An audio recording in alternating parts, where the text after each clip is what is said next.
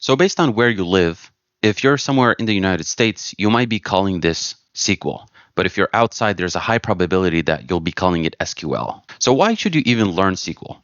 SQL is the language of data. It's the same way English is a shared language across nations. So you need to learn English to speak to someone who's in the United States or Ireland or England or Australia, for example.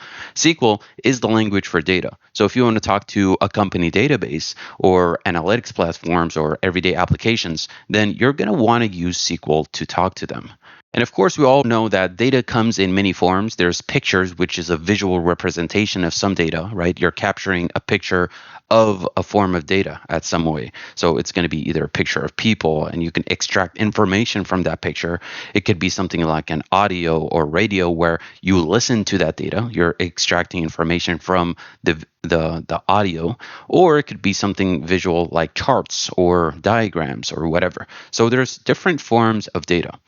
And that brings us to what are the data structures? So there's structured data, semi-structured data, and unstructured data. Unstructured data is something that has no fixed format. It's raw. There's no guidelines to it. It's something like a photo. You can take a photo of anything you want. There's really no guidelines. It could be a terrible photo, a nice photo, a picture of your dog, a painting, an animation. It could be a drawing, whatever it might be. There's no structure or rules to it, right? You can have a free-flowing form of picture in whatever shape or form you want. There's also semi-structured data. So this one is a little bit different. It has some structure to it, but it's not as structured or raw and rigid. It's still flexible, but it's not completely flexible. Things like JSON files. We're going to be discussing JSON in a few, but another example might be emails, right? So an email has a body, it has a subject, you can CC people in it. And in the email itself, you kind of expect like a dear name and then paragraphs and then an ending sentence at the end, best or sincerely, and then you put your name and stamp, right? So there is a semi-structured way of doing an email. You could technically just put no subject and just send it to the person with really nothing in it except one character. But that's not the way we want it. So it's still flexible where you can do whatever you want. You can attach stuff to it. It's a semi-structured form where you can have the flexibility, but it's also something that we expect a structure with it, right? But then there's structured data. So this is rigid. It has neat rows, columns. This is where SQL lives, right? So there's specific rows and specific columns, specific data types, and a way we kind of expect structured data to be. It's very rigid, and there's really no playing around with it. So if you want to put a date somewhere, there's a specific column and a specific record where you should put that date.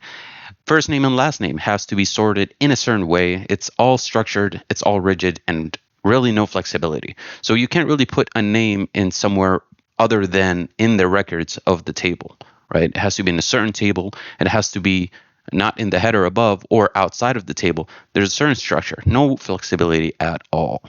Now that we know what the S stands for in structured query language, what is query? What is the Q standing for? So a query is basically a way of talking and requesting information, right? So if you're in Spain, for example, and you want to ask someone where's the bathroom, right? You have to ask it in Spanish. There's a certain grammar that you have to use to communicate to that person and ask for something. So you're basically querying for the bathroom location, right? So SQL is a query language in itself. It's used to talk to data and ask and give information to that data, right? You're either querying to update a cell or update information. You're querying to get that information. You're querying to get it deleted, right? If you want to delete your account, for example, in Facebook, you need to also query that. You need to ask for a deletion. So a query is just a way for asking for information, right? Whether it's a delete or request in some sort of way, you can just think of it as a way to request data. So now that we know what S in SQL stand for and Q, which is query, L speaks for itself. It's just a language just like any other language.